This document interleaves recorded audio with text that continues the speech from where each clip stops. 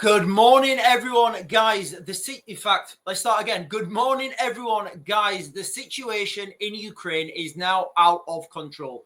The media focus is back there. The strategic focus is back there. And the tactical focus is back there. We're going to talk about what's been going on. It's all over the mainstream media. I'm going to debunk a lot of stuff that the people are talking about on the mainstream because the reality is they don't know. I'm going to confirm a lot of the things I've said in previous videos. And guys, when I'm saying these things, all this stuff is, it's public record now. I'm making videos about this like almost a year ago when I've been saying that these things are going to happen. I've been identifying them perfectly. So when I told you a year ago that the United States and the United Kingdom would divert, the United States would focus in the Middle East, and the United Kingdom would lead Europe against the Russians in Ukraine, what does it look like on the ground now? I actually remember when I had some of my my first meetings when I was standing, when I was going to stand as a candidate for Reform UK. I said to them, I said, guys, look, we're heading towards a global conflict here of an industrial scale. The United Kingdom is going to lead against the Russians in Eastern Europe by 2025. I was scoffed at. People were laughing at me. They were saying that will never happen. I said, okay, right. Okay, that's fine. So you see, guys, even the people with, the most, what's the word I'm looking for? These people who claim to be intellectuals, who claim to understand what's going on, they've got no idea, guys. And I've said it before. I'll say it again. If we're talking about Eastern Europe, if we're talking about the military, if we're talking about the United States, if we're talking about global conflict, guys, if you're not hearing it from me, take it with a pinch of salt because the likelihood is it's not going to happen. So when I say these things on public record about this diversions, about this, the United Kingdom leading in Europe, and then it happens a year ago, when I'm telling you guys that we're heading towards a global conflict of an industrial scale, I'm not saying it for the good of my health. I'm not saying it just for likes and shares. I'm saying it because that's happening. It's what I believe. It's what the combat indicators are telling me. I've also today, guys, I was on a group call last night and I've got an update from Ukraine that is absolutely wild. Again, it's just more confirmation of the things we've been saying for the last few months, but these things are escalating a lot quicker than even I imagined. Into the context that some of the things that I said on a video may happen, they've already happened, guys. It's already happened. It's gone under the radar. We don't know about it, and these things are happening. So that leaves Putin now with the ball bouncing firmly in his court. Before we go on, though, guys, I want to play a short video. Let me see how I can do this. So I just want to play you guys this short video real quick. How do I do this now? It's a video. So let me do this. Right, guys, I'm going to put this in full screen. Let's go back to the beginning. So this is a video that came out on, I don't know if you guys have seen this. This was a video basically that came out on, I think it's Russian state media. I think I'll turn the sound off because I'm not sure how the sound quality is going to be. But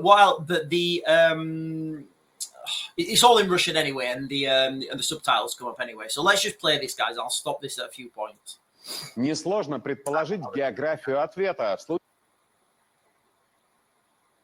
So they're talking about the nuclear response here to Europe, and these are the targets they've located.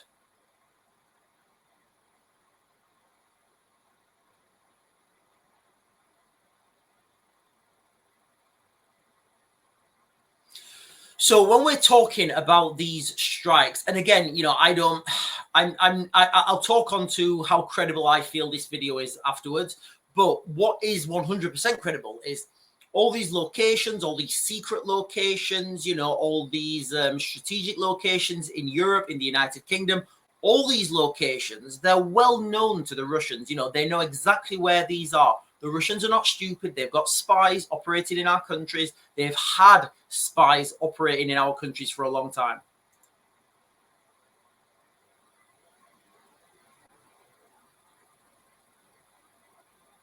So they're saying they're going to pay special attention to to the United Kingdom. Well, we're going to pay special attention to Britain as our traditional enemy. You know what, guys? I'll accept that. I will go with that. I will be quiet. I'll accept that.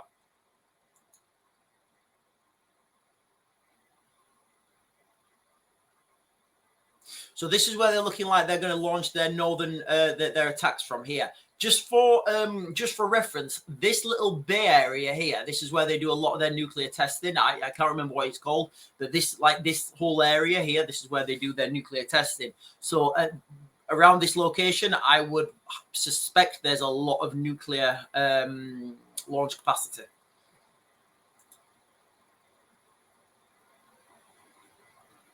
So I did a video and it got took down because I said, guys, look, the main targets in the United Kingdom, if we're talking about cities, it would be London, Birmingham, and Manchester, because in England, because you have a full spectrum then, and you've pretty much taken out the whole of England if you do that. The video got taken down for causing distress and alarm, and anyway.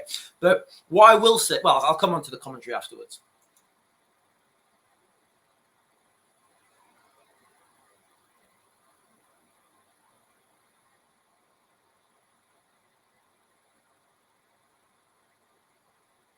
So basically, they're saying there that Britain is going to get a good old, a good old oopsin, as I'd say, as if I was in the military.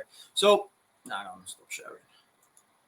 So, from that video, then we can see, and again, guys, we need to take this with a pinch of salt. But the reality is, think about that if you're Russian now. The Russians are being told that Britain is the traditional enemy. Britain is the main enemy. Britain is the main threat. Britain is our oldest long-standing enemy on the global spectrum. Guys, I've just realized my hair is absolutely wild, but I'm sure you guys can deal with it. Listen to what I'm saying, not in my hair. Although some people may just be focused on my hair. Right, we've refocused. So when we're talking about a missile strike on the United Kingdom now, I don't think a missile strike on the United Kingdom makes any strategic sense at the moment. Now, look back through my videos. I'm saying things that are happening. I say that they're going to happen a long time before they do. Now, there's no tactical advantage in striking the United Kingdom. You've got to take out the air bases in Poland, in Romania, in the Baltic states, before you even consider a strike on the United Kingdom. It just makes no sense to do that. If there was going to be a strike on the United Kingdom, and again, I did this in my other video that got taken down, London, Birmingham, and Manchester, they would be the second wave of potential targets. The first wave of potential targets would be the docks, any naval bases, like you mentioned, the nuclear bases in Scotland. Those would be the first places to be hit. Why? Because you would take out somebody's capacity to hit you back before you even want to negotiate into any sort of negotiations. So normally, what would happen if, and it's an if, I don't think it's on the cards even remotely right now, but things are changing literally daily, as I'll come on to in a minute. But if the Russians were to strike the United Kingdom, they'd take out the bases first, any military capacity that would give the United Kingdom the ability to strike back. Kind of a non-question, though, for the Russians to even consider this, because our main nuclear deterrent is the, I think it's the Vanguard submarine with the Trident missiles. These submarines are at sea and nobody knows where they are. I mean, literally nobody knows where these submarines are. And, I can remember like a couple of years ago when Jeremy Corbyn was leader of the Labour Party, Jeremy Corbyn actually wanted to abolish those nuclear submarines. Guys, this is how bad things could have been. Now, Keir Starmer, he is a chameleon. I said this from day one. He will do he will do and say whatever he is told to say. And that is literally what he does. So the reality is, though, we do have nuclear submarines. We do have a nuclear deterrent. So it's all well and good Russia saying they're going to do X, Y, and Z. If they did X, Y, and Z, there would be a response. There would be a mutually assured destruction. So Russia could strike us. Russia knows full well that we have more than enough capacity to strike Russia back instantly. And this capacity would be from submarines. Nobody knows where these submarines are. I would suspect I would suspect that these submarines are well within range of Russia right now. I would suspect they're in the Arctic Circle somewhere, basically. I don't know where, and I can only speculate. But there's a lot of people going to be worried this morning about this. So let me just reiterate. I don't see a threat to the United Kingdom main right now. I see if there's any threat, any preemptive strike that the Russians will do, that strike will be on Poland and Romania. I'm going to leave those two countries. They're going to be the first countries. I'll come on to why afterwards. So yesterday or the day before, it was announced that Joe Biden is lifting the restrictions on the long-range missiles, the ATACMS, Army Tactical Missile System, being used to strike targets inside Russia. Guys, go and check out my video yesterday. I said this is not going to change the battlefield that much. It's, in fact, I believe it's not going to change it at all. Because of those missile systems. What will change the battlefield, and what, if anything, has some merit on the battlefield, is the Storm Shadow and the Scalp missiles, and I think the Germans have one called the Taurus. Although we'll stick to the Storm Shadow. Why? Because it sounds cooler. So the Storm Shadow missile, and I've spoke about this lots of times. That is an air launch system. Once you launch it, it will go where it's going to. It can't be programmed on the plane. The pilot has no say where it's going. Once he releases that missile system, it will go and it will hit its target. This was developed by the British and the French. There's a lot of history to these components. There's a lot of history to these missile systems. You don't just click your fingers and build something as sophisticated as the Storm Shadow. You can trace this thing's lineage back to the Falklands War, where there were problems, and these have been developed by engineers over time. People have spent money on this. This is why the system is so potent.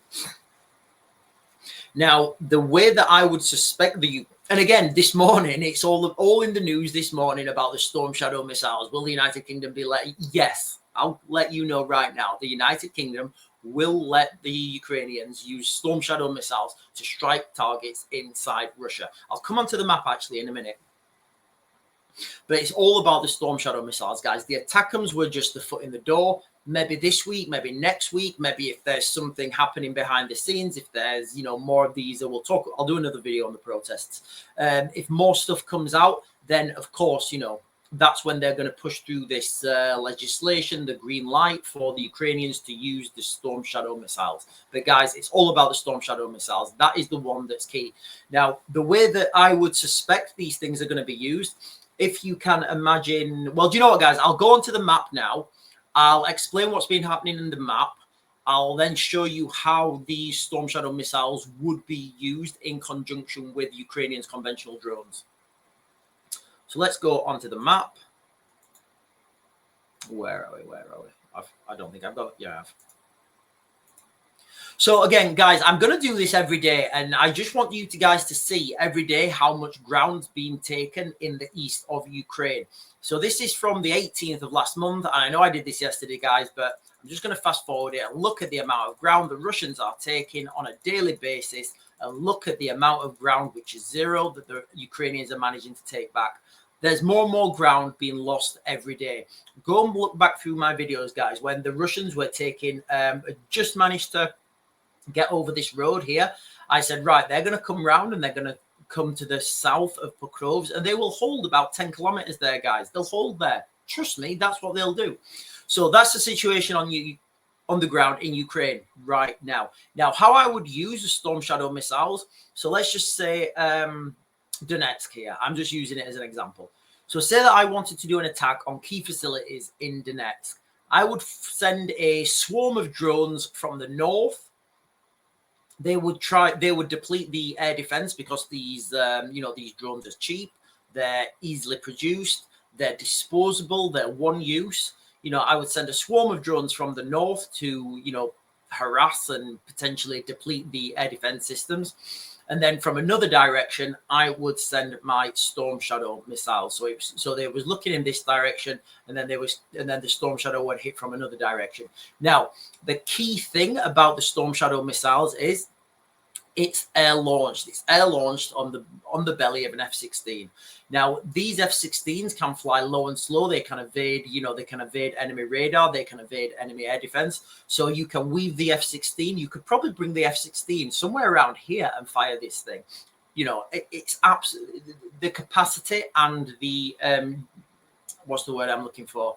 The deception you can get from firing these missiles at awkward angles is, it's a really big ace in the hole for the Ukrainians. Equally, you could just send it afterwards. You could send a whole lot of drones first. The cheap drones would deplete the air defenses, and then the Storm Shadow would come in afterwards and strike the targets.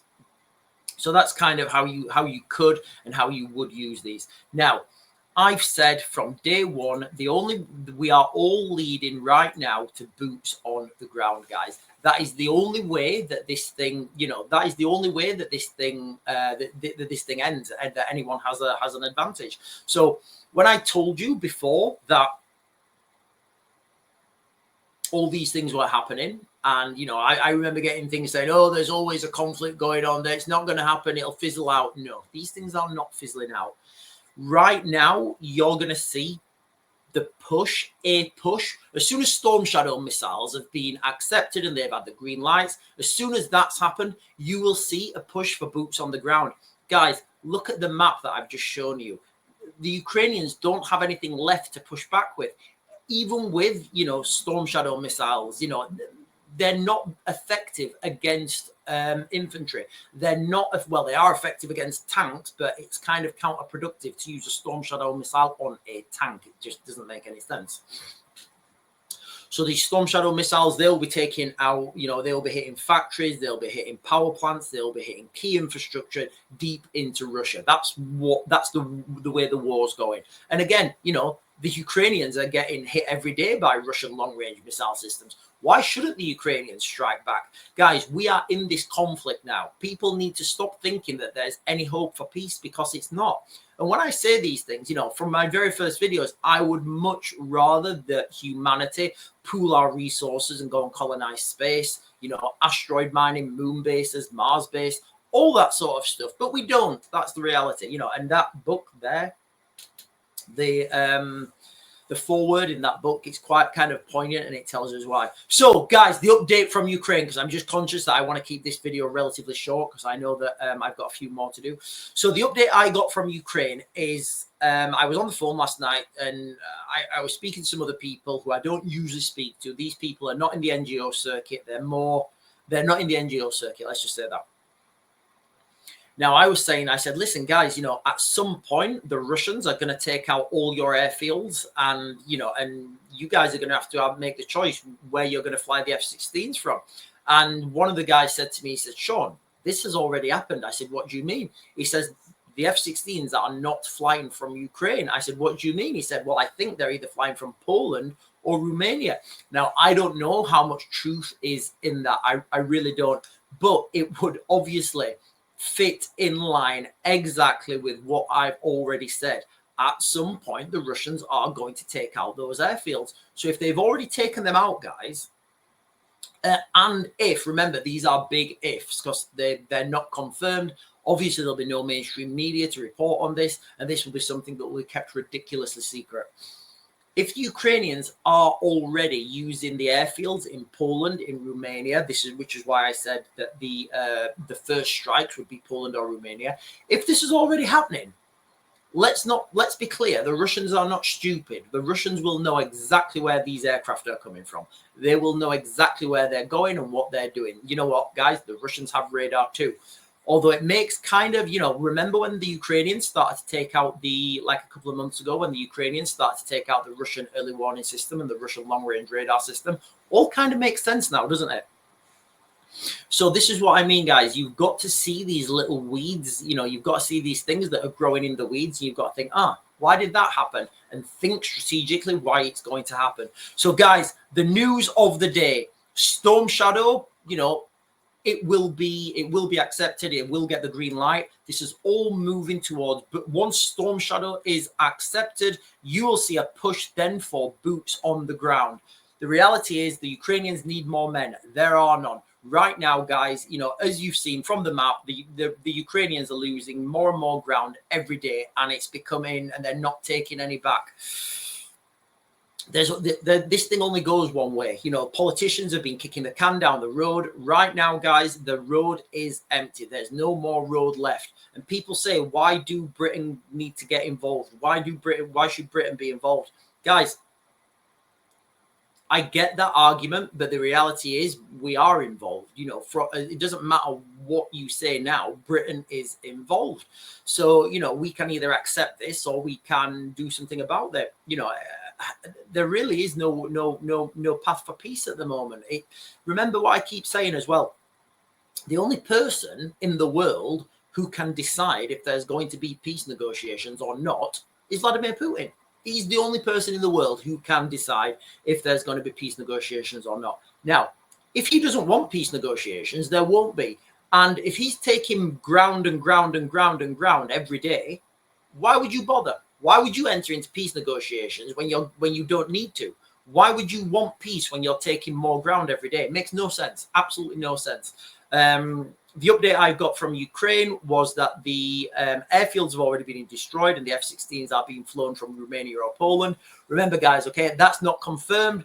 That's just what I'm hearing from my sources. But if you look back through previous videos, I've said this would happen. I also said that would leave the ball in Putin's court then. He needs to decide who he's going to strike. Is he going to take out the airfields in Romania and in Poland? And again, if this is happening, but you could see that as the next move. Remember, guys, okay, from the video, Britain is, the traditional enemy of Russia.